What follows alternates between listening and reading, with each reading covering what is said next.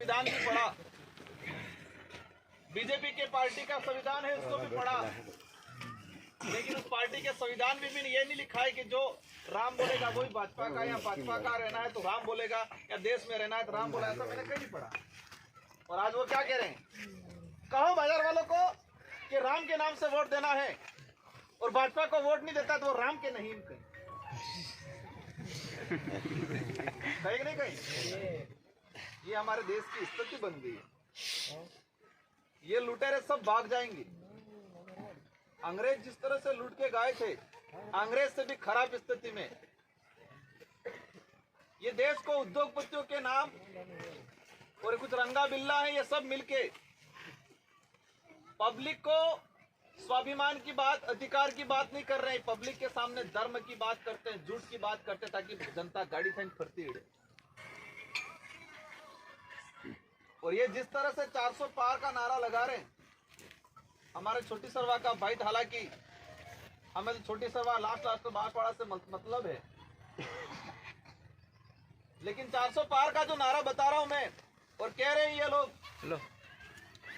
कि हम संविधान बदलेंगे, तो संविधान में क्या कमी है? और ये संविधान नहीं होता तो आज ये नेता भी नहीं बढ़ते, किसी खान में बाटे काटते होते ही खान में बाटा काटता रहता है। और आज जो संविधान बदलने की बात करती है, उस पार्टी का दामन थाम रहे और कह रहे उनके विजन से प्रभावित हो गए होंगे। विकास करना है, इरिगेशन डिपार्टमेंट के मंत्री बने, मैं देखते आ रहा हूँ यहाँ पर कोई गलती ना मुझे, यहाँ छोटी सरवा में ये भी बांसवाड़ा का हिस्सा है। मैंने खुद ने बहुत बड़ा प्रपोजल बना के दिया था उनको अच्छा भी लगा, लेकिन दिक्कत ये हुई कि राजकुमार ने दिया। मैंने कहा मुझे श्रेय नहीं चाहिए, ना मेरा नाम आना चाहिए, ये प्रपोजल है और इस प्रपोजल पे आप काम करोगे, आप मंत्री रहते हुए तो डूंगरपुर, बांसवाड़ा, प्रतापगढ़ का आदिवासी जो गुजरात, महाराष्ट्र, मध्य प्रदेश मजदूरी के लिए जा रहा है, वो पलायन रुक जाएगा, वो लोग यहाँ काम करेंगे। इस तरह से प्रपोजल बना के दिया था। लेकिन आदमी आत्मनिर्भर बन जाएगा तो आनंद गुलामी नहीं करेगा, इसलिए परजीवी बना के रखना चाहते हैं। बातें बहुत सारी है। अभी तो इच्छा हुई थी एक बार ब्लॉक वाइज कार्यकर्ताओं से मुलाकात हो जाए, जनता की भावना क्या है वो समझ ले। नामांकन के बाद अपन तरीके से एरिया वाइज सभा करेंगे और जनता को हकीकत बताएंगे, सच्चाई बताएंगे, उनकी तरह झूठ नहीं परोसेंगे। और उन लोगों ने जो काले कारनामे किए हैं, उन कारनामों को इज्जत के साथ उनकी इज्जत उतारेंगे,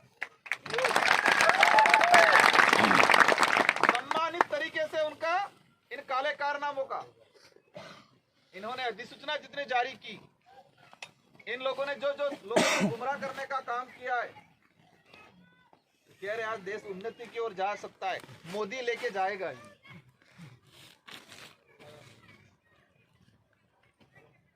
आप सबको एकजुट रहना है। मैं दोबारा वही बात दोहरा रहा हूं, पेट तो जानवर भी भरता है, हम इंसान हैं। हमें पेट भरने के लिए मात्र नहीं जीना है, हम स्वाभिमान के लिए जीना है, अधिकार के लिए जीना है, और ये अधिकार हमको संविधान देता है।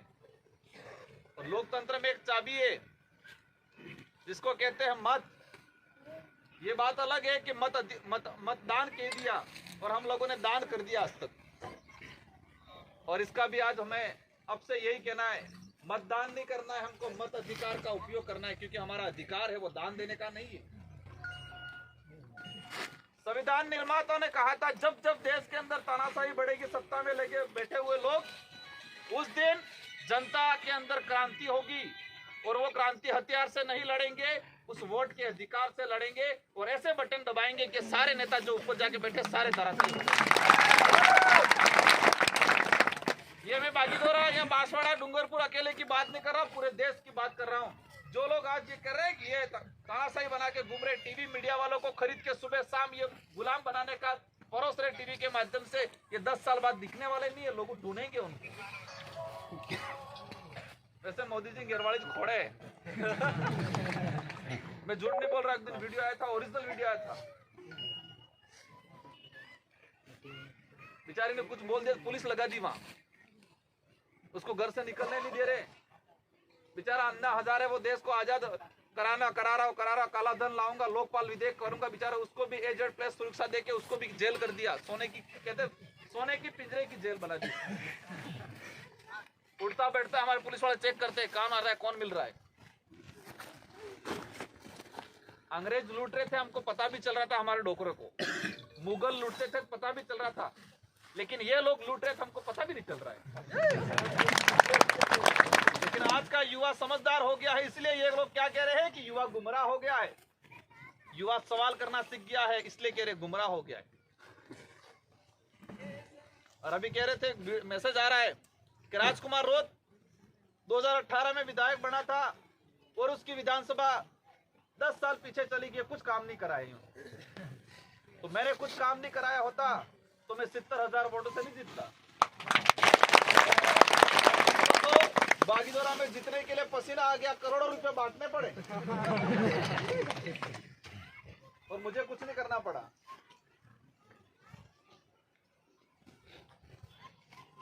मैंने शिक्षा के क्षेत्र में काम किया, संवैधानिक प्रावधानों को लेकर काम किया, मैंने कई काम ऐसे किए। अगर नहीं किए होते तो मुझे दोबारा 70,000 वोटों की लीड से नहीं जीताती जनता।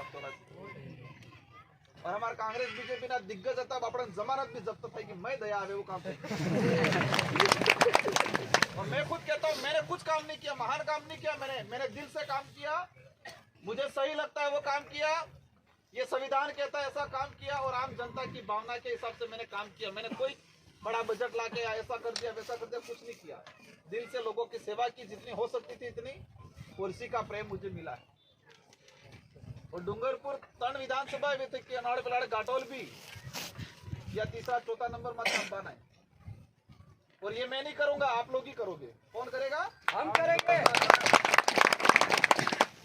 क्योंकि हमारे माइंड में सेट करना है। क्या सेट करना है कि ये राजतंत्र नहीं, ये लोकतंत्र है। और लोकतंत्र में जीरो से हीरो बनाती है जनता और हीरो से जीरो बनाती है। एक आम से खास बनाती है, एक आम से दिग्गज बना के भेज दिया था और उन्हीं दिग्गजों को वापस धरातल पे लाने की काम करेगी डूंगरपुर बांसवाड़ा की लोकसभा की जनता। इनके पास पैसा है, इनके पास पावर है और हमारे पास सच्चाई है, हकीकत है और आम जनता की ताकत हमारे साथ है। हमारी मीटिंग में दुबड़ा पतला से आदमी आवेगा, आज 4 टेंट लगन अर्धो खाली पड़ जाओ, अर्धो बगैर टेंट बेटा है वास रहेगा। हम बेलन 50 टेंट लगेगा और 50 खाली रहेगा। पर हम हकीकत के लिए लड़ रहे हैं। हमारा नहीं उसता है जाड़ा आदमी, जबरा आदमी, हमारा तो दुबड़ा बनेगा, लेकिन वचन का पक्का आदमी चाहिए हमको, स्वाभिमानी आदमी चाहिए। क्योंकि इस देश का इतिहास उठा के देख लो,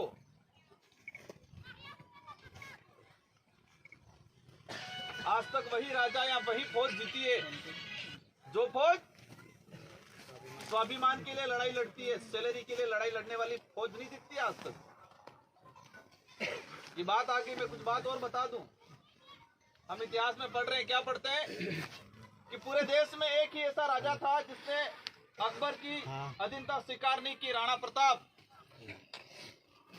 सारे राजाओं ने अकबर की अधीनता स्वीकार कर ली, लेकिन महाराणा प्रताप ऐसा व्यक्ति था जिसने अधीनता स्वीकार नहीं की। वो क्यों नहीं की पता है? क्योंकि उसके साथ जो सेना थी वो तनखा वाली सेना नहीं थी, स्वाभिमान वाली और वचन वाली सेना थी। तो ये सेना थी स्वाभिमान वाली, वचन दिया था कि हम आपके साथ डट के खड़ा रहेंगे। वही बिलो की सेना थी, वो तनखा नहीं मिली थी उस समय। महाराणा प्रताप की तरफ से जो सेना लड़ रही थी उनको तनखा नहीं मिल रही थी, पूरे पालों के पाले लोग साथ में खड़े थे। और तनखा वाली सेना जब भीड़ पड़ती है ना भाग जाती है।